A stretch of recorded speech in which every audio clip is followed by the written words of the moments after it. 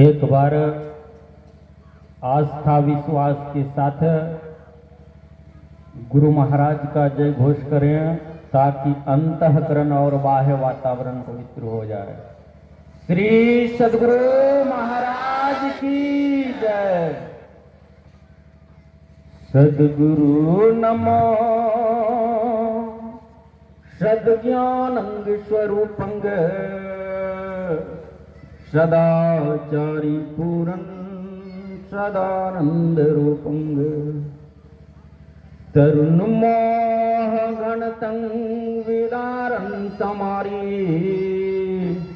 तरन कारण हम विनातन विहारी गुणत्रयातीतं सुपरमं पुनीतं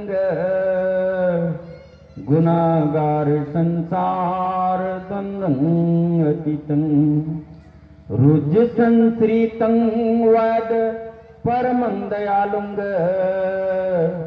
रूल कर प्रभु मध्य प्रभाहि कृपालुं। सर्वप्रथम में सृष्टि के कण कण में विराजमान परम पूज्य परमाराध्य संत सद्गुरु महाराज के श्री चरणों में कोटि कोटि प्रणाम करता हूं। तत्पश्चात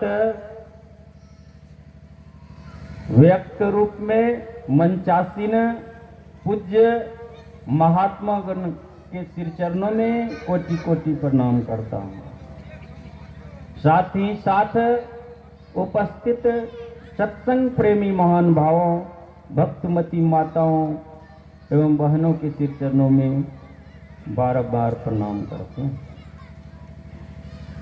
परम पूज्य परमाराध्य संत सद्गुरु महाराज की असीम कृपा के फलस्वरूप आप सबों के बीच मुझे भी कुछ कहने का शुभ अवसर प्राप्त हुआ है, लेकिन अफसोस की बात तो यह है न मैं ज्ञानी व ध्यानी पुरुष हूं जो आप सबों को कुछ कह करके समझा सकूं, लेकिन फिर भी जहां तक संतों के ज्ञान को श्रवण किया हूं, मनन किया हूं, उसे कहने का प्रयास करता हूं। इसमें जो भी त्रुटियां होंगी आप सभी अबोध समझ करके क्षमा करेंगे। अभी हम लोगों ने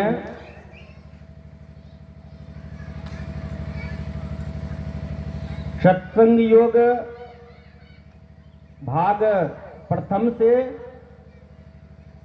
पाठ को श्रवण किए, पुनः चतुर्थ भाग से परम पूज्य परमाराध्य संत सद्गुरु महाराज की वाणी को श्रवण किए। अभी हम लोगों को पाठ के क्रम में आया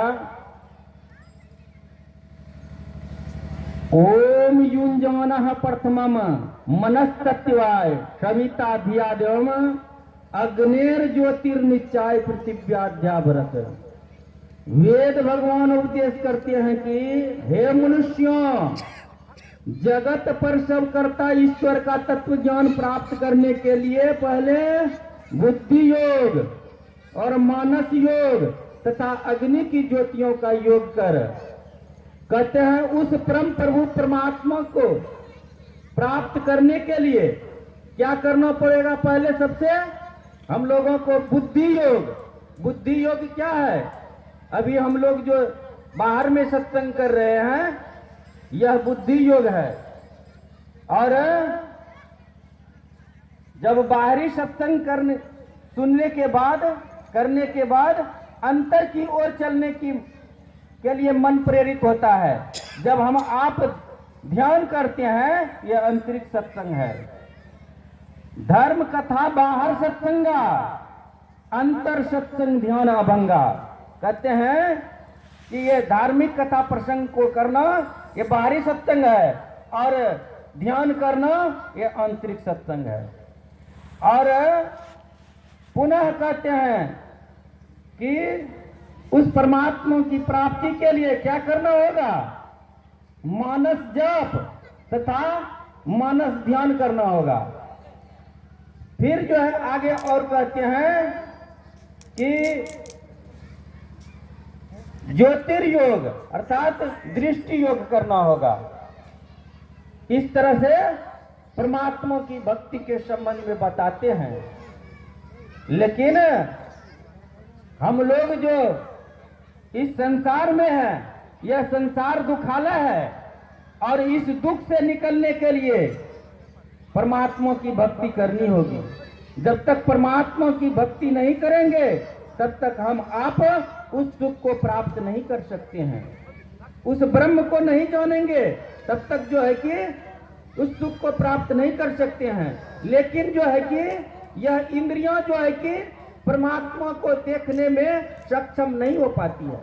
इसलिए चतुर्थ मंत्र में अभी हम लोग सुने, ओम सोयोदत उरुगायस्य ज्योतिम वृथा कर्दंतम निम्यते नोगावा परिंचम कर्णत तिग्म श्रृंगे हरिर्देव नक्त मृजरह। वेद भगवान उपदेश करते हैं कि हे मनुष्यों, हाथ, पैर, गुदा, लिंग, रसना, कान, त्वचा, आंखें, नाक और मन बुद्धि आदि इंद्रियों के द्वारा ईश्वर को प्रत्यक्ष करने की चेष्टा करना झूठी ही खेल करना है। क्यों? For he cannot be realized through them. He is beyond the reach of the senses. क्योंकि इनसे वह नहीं जाना जाता है। वह तो इंद्रियों-तीत है, वह इंद्रियों के रडार में पकड़ में आने योग्य नहीं है। इसलिए कहते हैं कि जैसे ये परमात्मा बहुत जो है इंद्रियों से बहुत सूक्ष्म है, और उस सूक्ष्मता को प्राप्ति करने के लिए, सूक्ष्म की ओर जाने के लिए सूक्ष्म चीजों की अवलंब लेना होगा।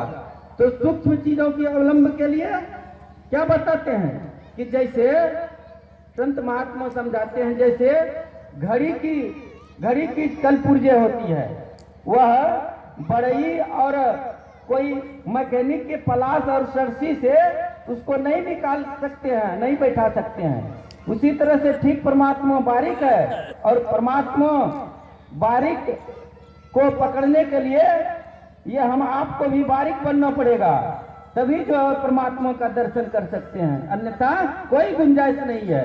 जब तक परमात्मा का दर्शन नहीं करेंगे, ब्रह्म का दर्शन नहीं करेंगे, तब तक हम आप दुख में ही रहेंगे।